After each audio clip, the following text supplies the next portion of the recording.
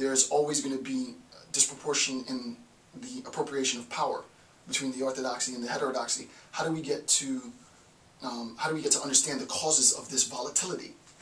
So the first thing to recognize, so this would be volatility. Volatility between orthodoxy and heterodoxy. The first thing is discussions on the problem of past racial, ethnical, or religious relations suggest, albeit incorrectly, past problems. What does that mean? Well, the reason why there's so much volatility between those who have power and those who don't is that those who have power want to suppress the past, right? There's an attempt to suppress.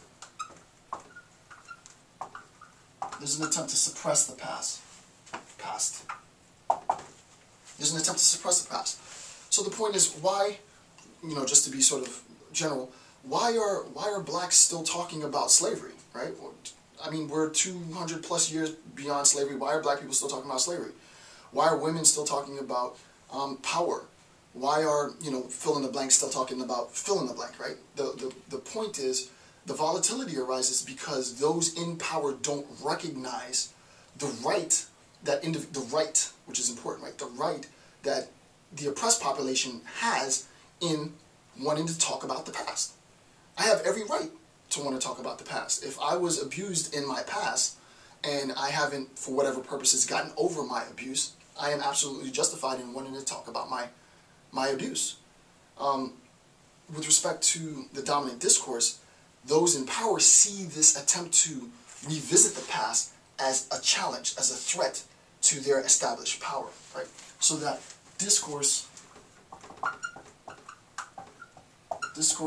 of the past is viewed as threatening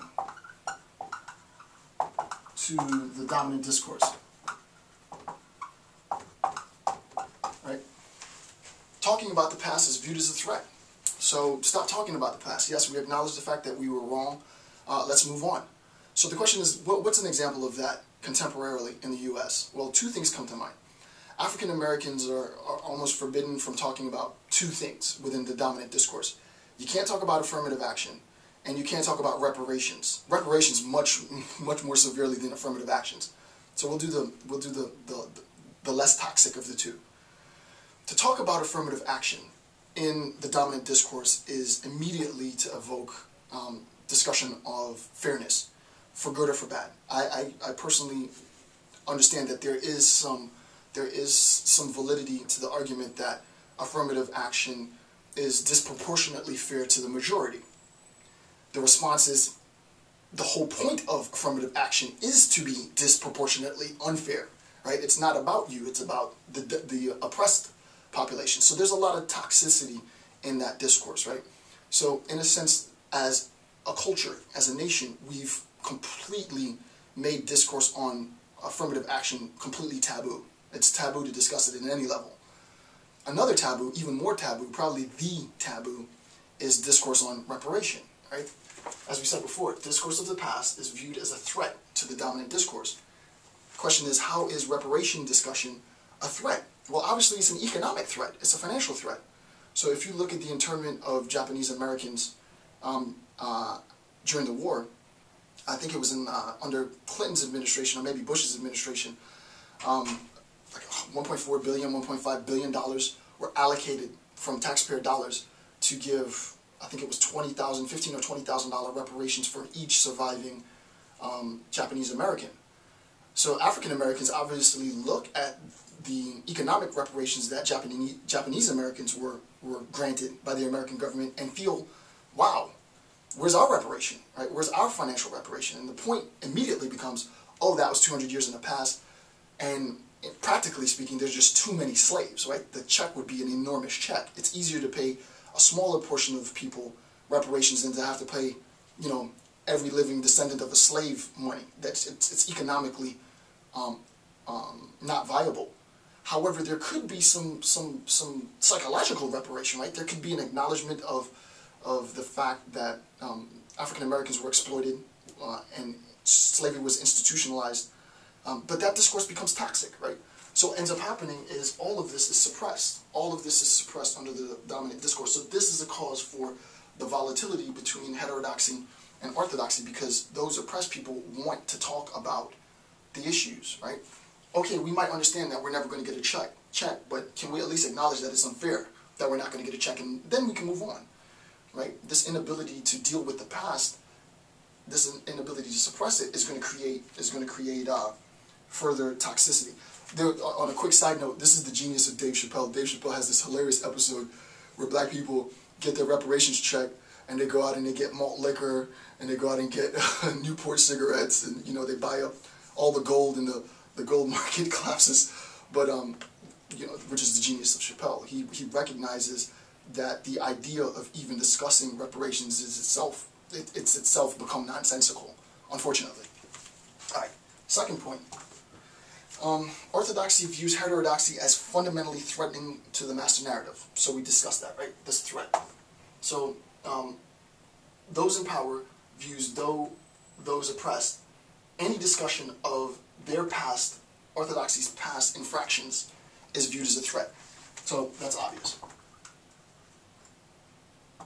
And again, I'm not suggesting that this is in any sense exhaustive. There's probably lots more that can be added to it. But as far as understanding the role of the tension between orthodoxy and heterodoxy in this larger discourse on revisionist history, it's important to recognize that those with power want to maintain power by suppressing their prior injustices. It just is. Number three, public memory is largely shaped by the master narrative. Thus, challenges to the master narrative fundamentally attempt to reshape public memory. This is important, right? When we talk about individual memory, I remember being a child, I remember being abused as a child, I remember trying to identify myself after that abuse as someone who has some contribution that I can make to society. Okay, fair enough. And there's a lot of complexity in that. Now, magnify that exponentially in talking about the public memory of our shared historical narrative, right? So the point is, it is challenging for the master narrative, and the master narrative shapes, influences our memory, right? Public memory is influenced by the master narrative. And the question is, who has control of the master narrative? Orthodoxy, right?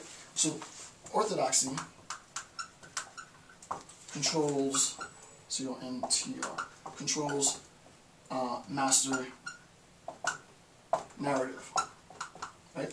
Orthodoxy controls the master narrative. The master narrative shapes public memory, right? Orthodoxy controls the master narrative. The master narrative shapes public memory. So then it's obviously the case that orthodoxy controls public memory, right? So the master narrative is sort of the conduit with which public memory is shaped. So, quick example, the fact that any 3-year-old, any 5-year-old can tell us that George Washington never told a lie, right? The fact that which we know is false, right?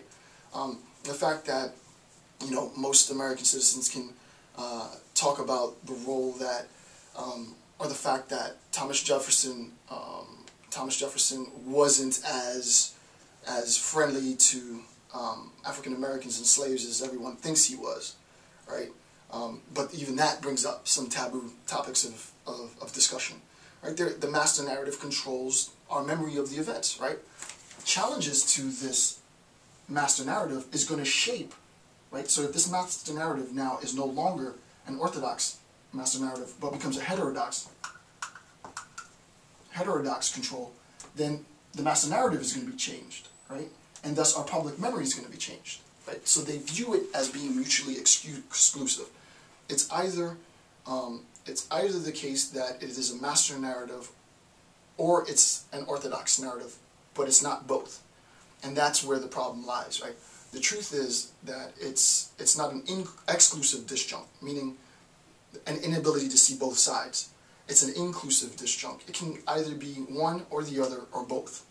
And my argument would be, in any discourse, there has to be both the orthodox, established status quo discourse, historical narrative, and also the narrative of those who've been oppressed.